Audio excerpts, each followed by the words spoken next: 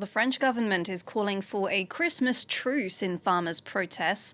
Farmers here have been protesting over a number of issues, including the Mercosur deal. There's also anger over the government's handling of lumpy skin disease, a virus affecting cattle. Farmers are opposed to the policy of slaughtering whole herds when the virus is detected. A spokesperson said the French government would no longer tolerate new blockades, while Prime Minister Sébastien Lecornu is meeting with agricultural unions this Friday.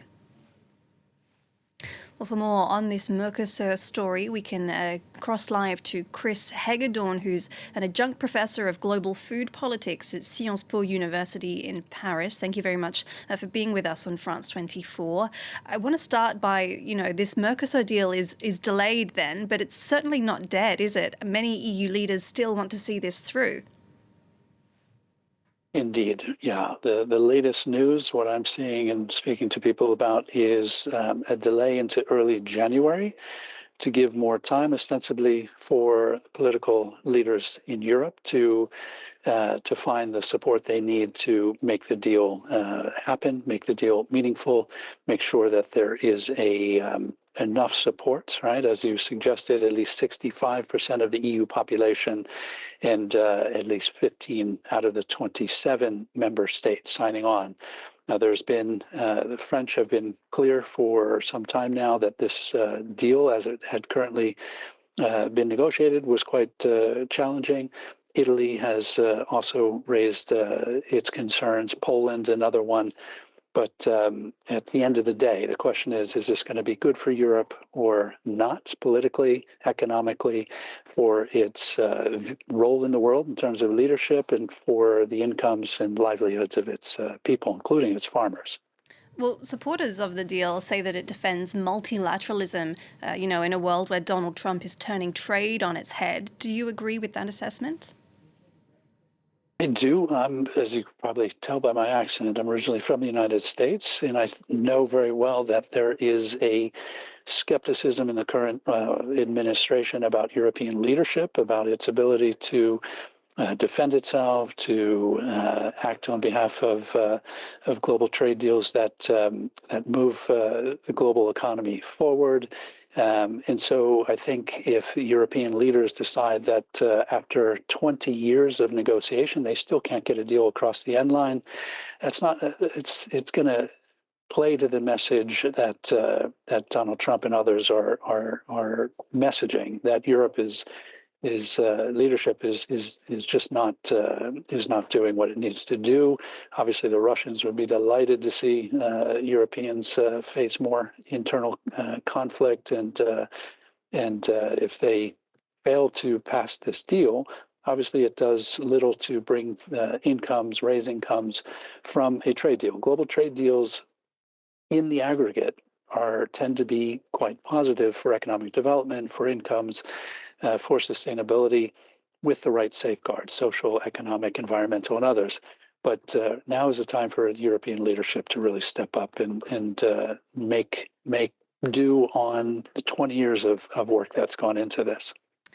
You mentioned earlier the split between the EU members who support and refuse this deal. How do you explain the fact that France and Italy have really been leading this opposition, whereas other countries, they haven't spoken out so much about it? The farming agriculture community in France has an amazingly large voice in the political chemistry of this country. It's also the biggest recipient of European support over the many decades of common agriculture policy, et cetera. And French farmers, the rural community, right now has a particularly large role to play with elections coming up, a trend in the direction of more conservative parties toward the right. So it's a very, very fraught moment for the current prime minister. With elections coming up, obviously he does not want to see a major disruption or a loss to the far right. And that balance has to be struck very carefully. This is why the negotiations have taken so long. That's why so many side agreements were made on environmental sustainability. But yeah, it's a very, very difficult tightrope for both the French and the Italian governments to walk. On the Italian side, I think the questions are perhaps not as fraught as they are in France because you already have a conservative government there. Elections, there's no elections currently planned. But in France, this really does have huge import on the coming years. So hence the importance of getting the deal right.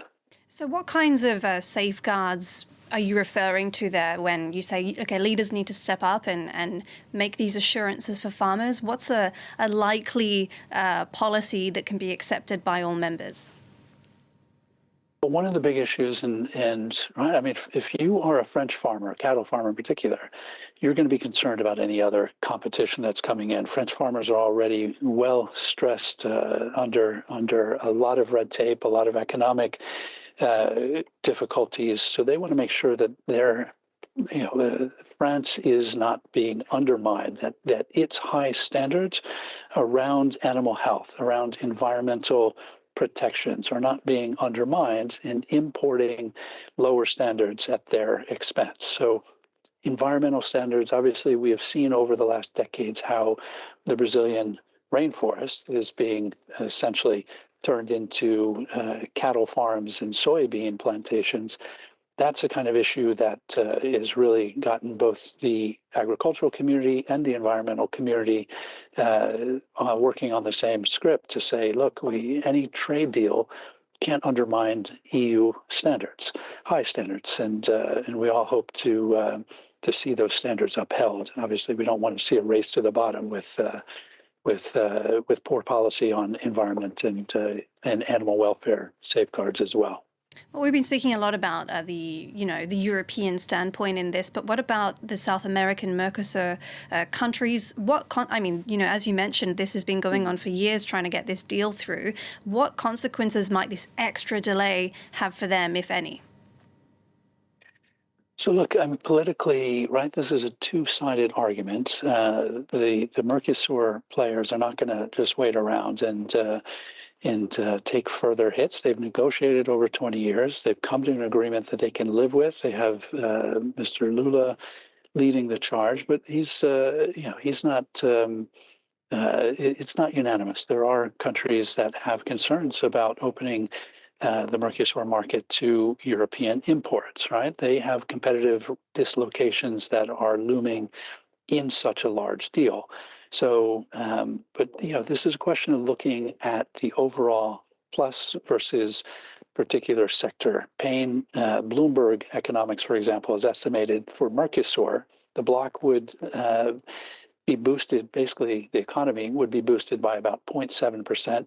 Europe's by 0.1, a much larger economy, but it's a net gain for Europeans, including its farmers.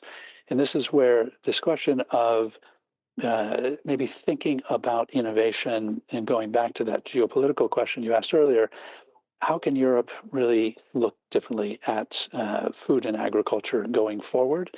And there's a lot of opportunities. France, as you know, is taking over the G7 presidency in a week, 2 weeks, for the 2026 period. It has an opportunity here to show a different way of doing food systems and farming. It can combine agriculture with renewable energy generation, agrivoltaics. There's lots of different ways that French can show leadership and not sit back and let others make decisions for them.